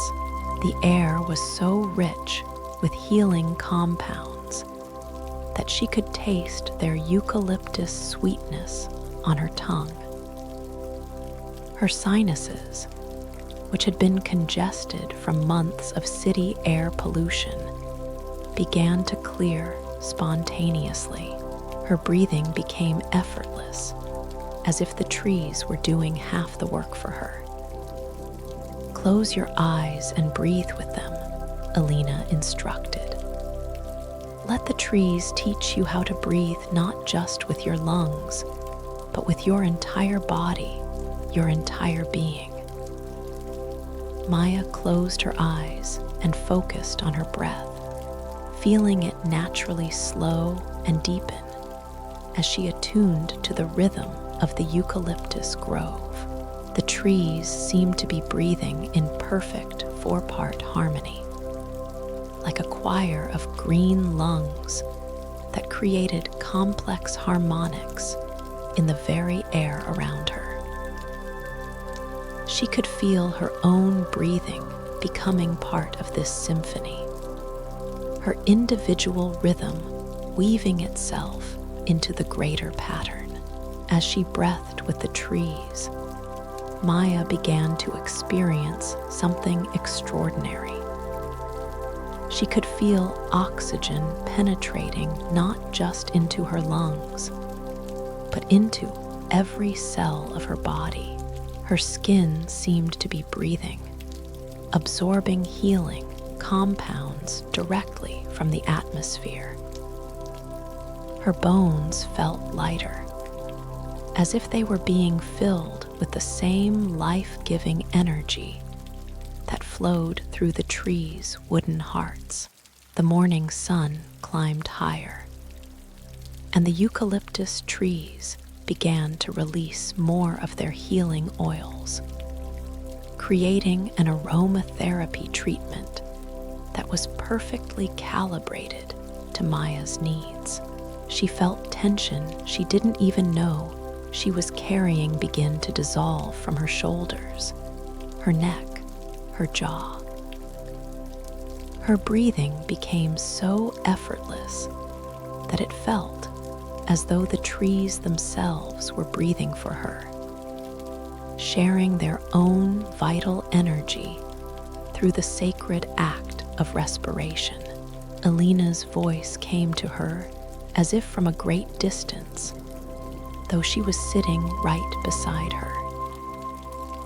The trees are teaching you about the breath of life, prana, kai, the vital force that animates all beings.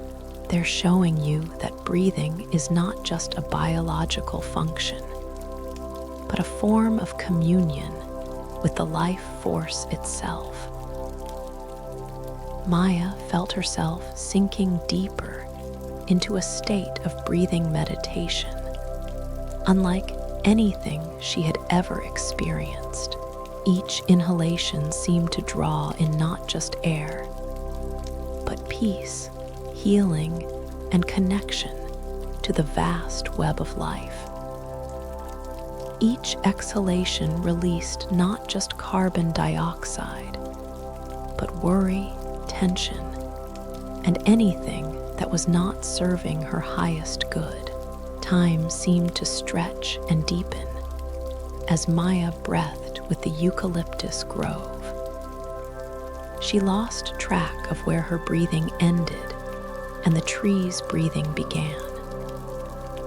She felt as though she were part of a vast respiratory system that included not just the forest, but the entire planet, the lungs of the earth itself, breathing in harmony with the cosmic rhythms that sustained all life.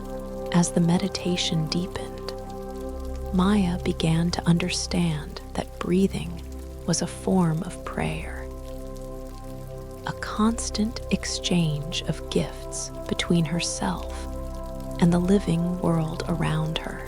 The trees gave her oxygen, and she gave them carbon dioxide.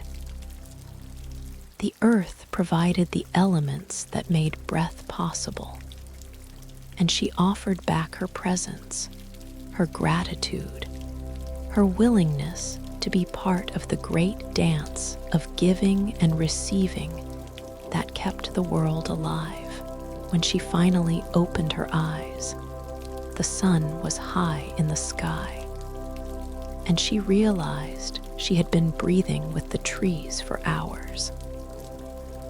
But she felt no fatigue, only a profound sense of renewal and vitality that seemed to radiate from every cell in her body.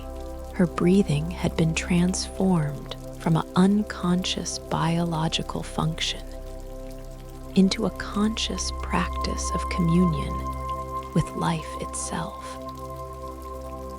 Alina smiled at her with the joy of someone witnessing a profound transformation. "You've learned the secret of the breathing forest," she said. "You've discovered that every breath is an opportunity to connect with the life force, to participate in the ancient dance of giving and receiving that sustains all beings." Maya stood and stretched, feeling lighter and more energized than she had in years. The eucalyptus grove continued its harmonious breathing around her, and she knew that she would carry this rhythm with her wherever she went. She had learned that peace was literally as close as her next breath, that healing was available in every moment of conscious respiration, that she was forever connected to the vast, breathing web of life that surrounded and sustained her. Chapter 10: The Wisdom Keepers. As the morning sun reached its zenith, Alina led Maya along a path that seemed to ascend toward the very heart of the forest. The trees here were different from any they had encountered before, ancient beyond measure. Their trunks so massive that they seemed like living mountains, their canopy so high that it disappeared into mist and clouds. These were the eldest of the elders, the wisdom keepers who had witnessed the birth and death of civilizations, the slow dance of continents, the patient evolution of species across geological time. "We are approaching the Council of Ancients," Alina said, her voice filled with the deepest reverence. "These trees have been here since before recorded history. They are the libraries of the forest, the keepers of all the wisdom we have discovered and more. They remember everything, every season, every storm, every moment of peace and growth and change." The path wound between trunks so enormous that Maya felt like an ant walking among cathedrals. The bark of these ancient giants was deeply furrowed, creating canyons and ridges that told stories of countless centuries. Moss and lichen decorated their surfaces like living tapestries, and from their branches hung gardens of air plants and epiphytes that had found homes in the stable embrace of these enduring beings. As they walked deeper into this ancient grove, Maya became aware of a profound silence that was somehow full of sound. The deep, slow breathing of these massive trees, the soft whisper of wind through leaves that had been growing for centuries, the almost inaudible creaking of wood that had been strengthening itself against storms since before humans learned to speak. In the center of the grove stood the most magnificent tree Maya had ever seen. Its trunk was so wide that it could have housed a small village, its bark a rich tapestry of silver and gold and deep brown that seemed to contain all the colors of earth and sky. Its roots spread out in all directions, creating natural amphitheaters and meditation spaces, while its canopy rose so high that Maya had to crane her neck to catch glimpses of its crown through the morning mist. "The mother of all trees," Alina whispered. "She is over 5,000 years old, one of the oldest living beings on the planet. She has been a silent witness to the entire span of human civilization, and she holds within her rings the memory of every year, every season, every moment of growth and change." Maya approached the great tree slowly, feeling the weight of her presence in this sacred space.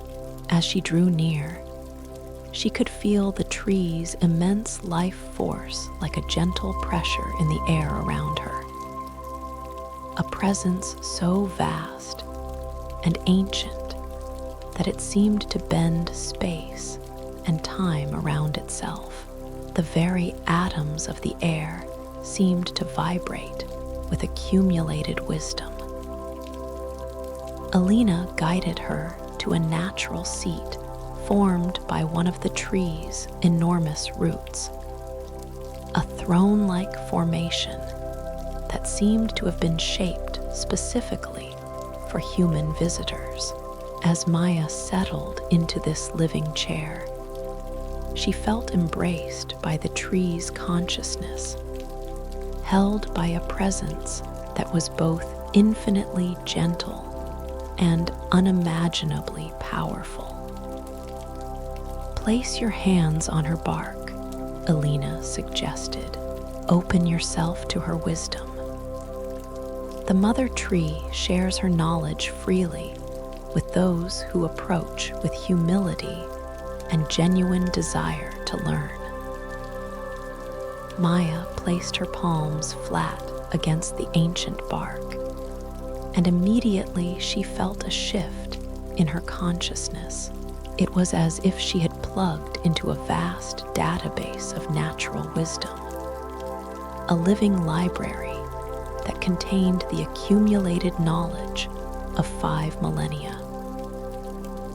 Images and sensations began to flow through her awareness, not as thoughts, but as direct knowing, as if the tree was sharing its memories through some form of consciousness transfer that bypassed the rational mind entirely.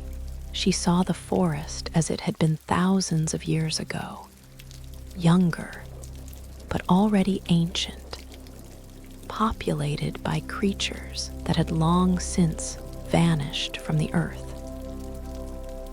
She felt the slow patience of the trees as they weathered ice ages and volcanic eruptions, droughts and floods, adapting and enduring through changes that would have destroyed less flexible beings.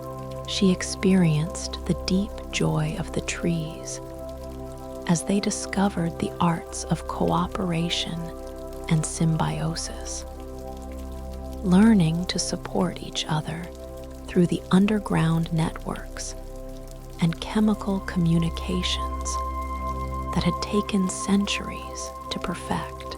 But more than historical knowledge, the mother tree was sharing emotional and spiritual wisdom. The deep peace that comes from accepting change as the fundamental nature of existence. The profound security that arises from knowing oneself to be part of an unbreakable web of connection. The quiet joy that emerges from serving the greater good of the whole community. Maya felt her own small anxieties and worries dissolving in the face of this vast perspective. Her problems seemed not insignificant, but temporary, part of the natural ebb and flow of life that the trees had learned to navigate with such grace. She began to understand that wisdom was not about having all the answers, but about developing the patience and trust to let life unfold according to its own perfect timing. The mother tree's consciousness was like an ocean of calm that Maya could feel herself sinking into, layer by layer. Each level brought deeper peace, broader perspective, and a more profound sense of connection to the eternal rhythms that governed all existence. She felt herself becoming part of the tree's own meditation, joining in a contemplation that had been unbroken for 5,000 years. Other ancient trees in the grove began to add their voices to the silent communion. Maya could feel their unique personalities and wisdom streams joining the mother tree's deeper current. A cedar that specialized in healing knowledge, an oak that held the secrets of strength and endurance. A pine that had mastered the art of staying green and vital through even the harshest winters. Alina's voice came to her from what seemed like a great distance, though she knew her friend was sitting right beside her. The Wisdom Keepers are sharing their greatest gifts with you, not just their knowledge, but their ways of being. They're teaching you how to root yourself so deeply in peace that no storm can shake your essential stability. Maya felt this truth settling into her bones, her nervous system, her very DNA. The trees were indeed sharing their ways of being, their patience, their trust in natural cycles, their ability to bend without breaking, their deep knowing that all things pass and all things return. She was learning not just with her mind, but with her entire being, absorbing the tree's wisdom at a cellular level. Time seemed to slow and stop as Maya communed with the council of ancients. She lost track of hours, perhaps days, as she drifted in the timeless space of tree consciousness. She experienced seasons as brief moments, years as heartbeats, centuries as natural breathing cycles. The fevered pace of human time gave way to the vast, patient rhythms of geological time. And she felt herself relaxing into a temporal perspective that dissolved all sense of urgency or anxiety.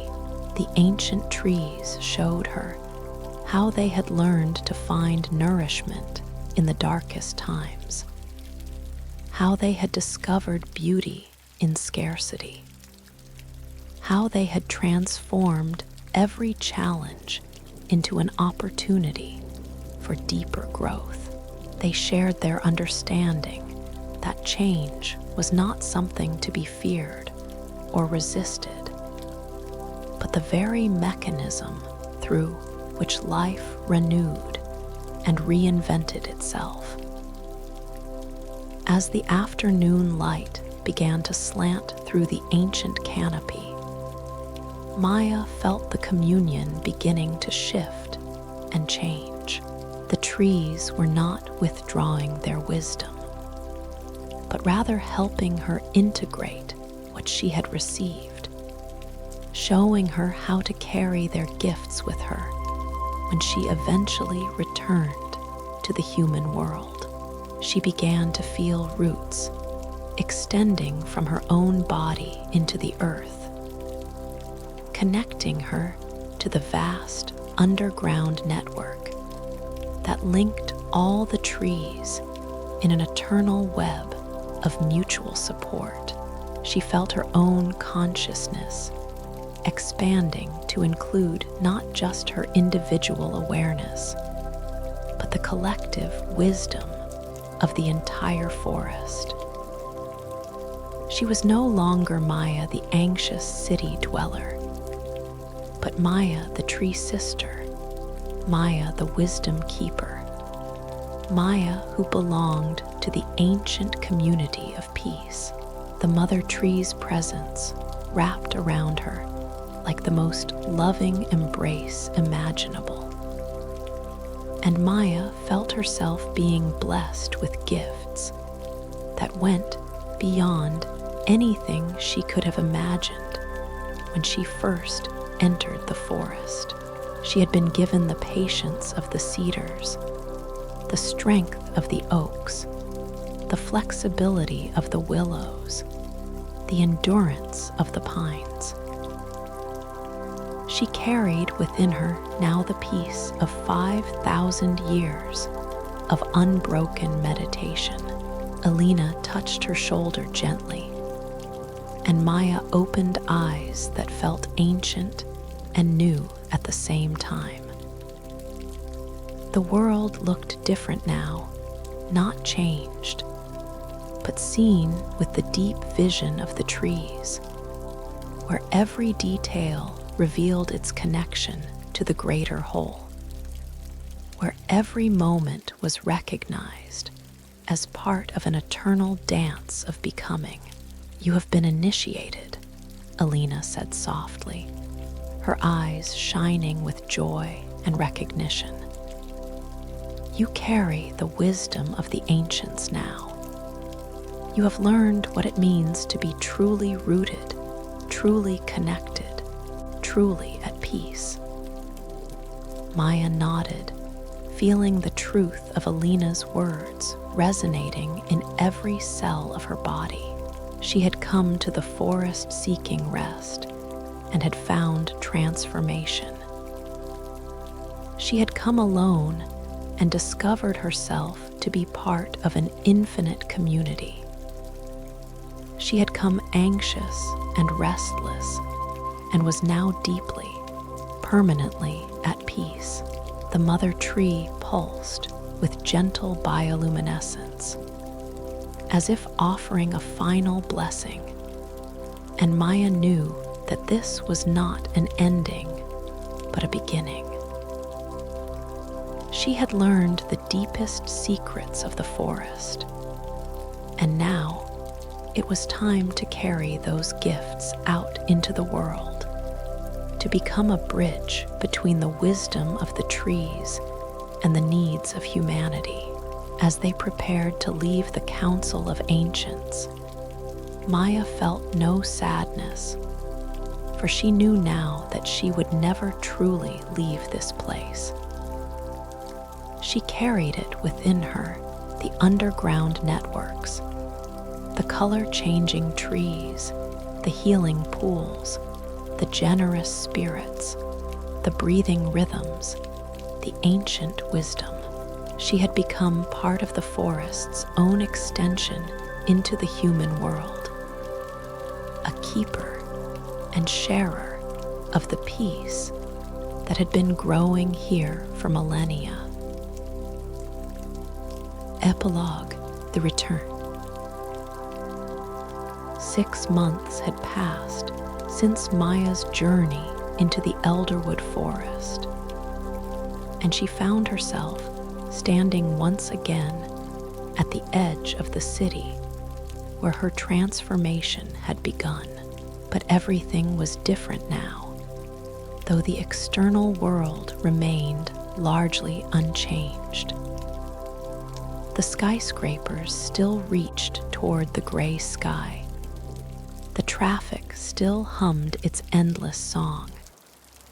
The pace of urban life continued its relentless rhythm, yet Maya moved through it all with the deep peace of the ancient trees flowing through her veins. She had returned to her apartment, to her job, to her ordinary human life, but she carried within her the extraordinary gifts the forest had bestowed. Each morning, she practiced the breathing meditation she had learned in the eucalyptus grove, filling her city home with the same healing rhythm that had taught her lungs to sing. Her small apartment had been transformed into a sanctuary, filled with plants that she nurtured with the same loving attention she had witnessed in the symbiotic groves. The underground network of the forest lived on in her daily interactions with other people. She had learned to sense the invisible connections between all beings, the ways that kindness and compassion could flow from person to person like nutrients through the fungal networks beneath the trees. Her workplace had become more harmonious as she practiced the generous spirit of the giving trees, offering her gifts freely and trusting in the abundance that surrounded all life. The color-changing trees had taught her to respond to life's challenges with the same fluid adaptability, shifting her inner landscape to meet each situation with exactly the energy it required. The healing pools had shown her how to find restoration in the midst of the busiest days, creating moments of deep peace that recharged her spirit and renewed her connection to the vast web of life. Luna's three-hearted wisdom had transformed Maya's relationship with her own emotions, teaching her that the human heart, like the octopus's circulation system, was complex and multifaceted, capable of holding multiple feelings simultaneously without contradiction. She had learned to move through life with the same fluid grace, adapting to circumstances while maintaining her essential nature. Most importantly, the wisdom of the ancient trees had rooted her so deeply in peace that the chaos of city life could no longer disturb her fundamental tranquility.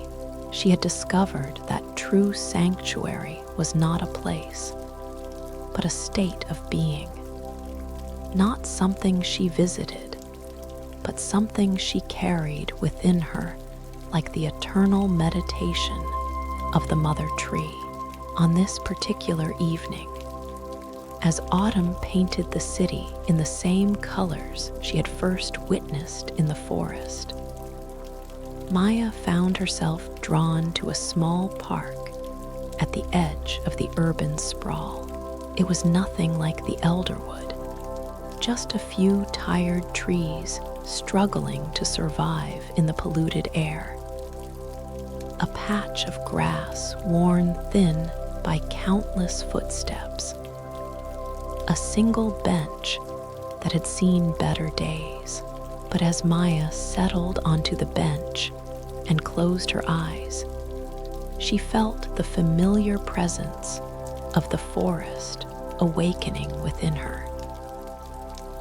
The small trees in the park seemed to recognize her as one of their own, and she could sense their gratitude for her peaceful presence through the underground network of her own transformed consciousness. She felt connected not just to these urban trees, but to Alina still wandering the forest paths, to Luna gliding through Mirror Lake, to the mother tree maintaining her 5,000-year meditation. A young woman hurried past, her face tight with the same anxiety and exhaustion Maya had once known so well. Without thinking, Maya projected the same peaceful energy that the trees had shared with her, offering it freely to anyone who might be ready to receive it. The woman's pace slowed slightly, her shoulders relaxed, and she paused to notice a small bird singing in one of the struggling trees. Maya smiled, understanding that this was how the forest's wisdom was meant to spread, not through grand gestures or dramatic transformations, but through the quiet sharing of peace from person to person, like spores of tranquility carried on the wind of compassion. She had become part of the forest's own mission to heal and restore the world, one moment of peaceful presence at a time. As the stars began to appear in the city sky, Maya felt the presence of all her forest teachers surrounding her. The underground networks pulsed beneath the concrete, finding ways to connect and nourish even in the most challenging environments. The color-changing trees whispered their adaptability into the urban air. The healing pools bubbled up through the deep springs of her own inner peace. The generous trees shared their abundance through her open heart. The breathing forest expanded and contracted with her own conscious breath. The wisdom keepers held space for eternal peace in the midst of temporal change. She had learned the secret that the forest had been trying to teach humanity for millennia. That peace was not something to be achieved or acquired, but something to be remembered and returned to again and again. It was not a destination, but a way of traveling, not a goal, but a continuous practice of coming home to the deep stillness that was always available in the present moment. Maya opened her eyes and looked around the small urban park with the ancient vision the trees had given her. Even here, in the heart of the city, she could see the endless web of connection that linked all things. The struggling trees were part of the same network that included the great forests. The worn grass was fed by the same earth that nourished the ancient groves. The tired urban dwellers hurrying past were held by the same love that flowed through every leaf and root and fungal thread in the forest. As she stood to return to her apartment, Maya felt the forest's blessing surrounding her like an invisible cloak of peace. She carried within her now the unshakable knowledge that she belonged to something vast and beautiful and eternal, that she was held and supported by forces that had been perfecting the art of peaceful coexistence for millions of years. The forest lived on in her transformed presence, and through her, it would continue to touch other lives, creating ripples of peace that would spread outward in ever-widening circles. She had become a bridge between worlds, a keeper of ancient wisdom, a living reminder that the deepest peace was always available to anyone willing to remember their connection to the infinite web of life. Walking back through the city streets, Maya moved with the unhurried grace of the ancient trees, her breath synchronized with the eternal rhythms of the forest, her heart open to receive and share the gifts of peace that were her birthright as a child of the living earth. The urban lights twinkled around her like terrestrial stars, and she saw in them the same bioluminescent beauty that had guided her through her nights in the forest.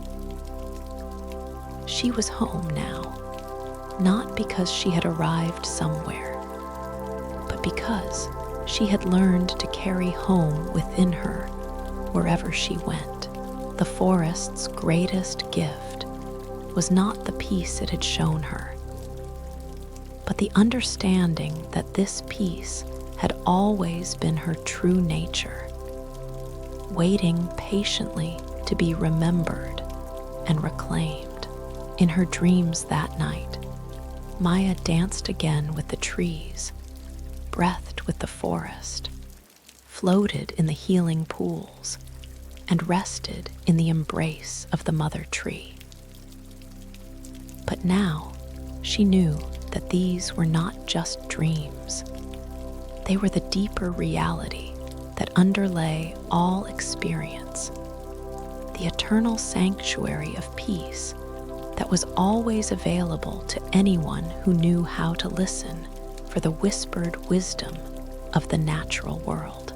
The forest's work continued through her, as it did through countless others who had learned to remember their place in the great web of life.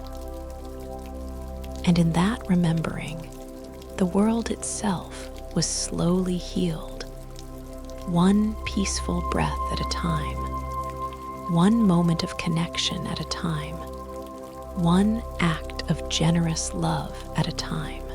The whispered secrets of the trees echoed through her being as she slept. You are not separate. You are not alone. You are held by the same love that sustains all life. Rest now in this knowing. Rest now in this peace. Rest now in the eternal embrace of the living earth. And Maya rested deeply and completely, surrounded by the invisible presence of the forest, knowing that she carried within her the seeds of peace that would continue to grow and spread for all the days of her life, connecting her always to the timeless wisdom of the trees and the eternal sanctuary of the whispering forest.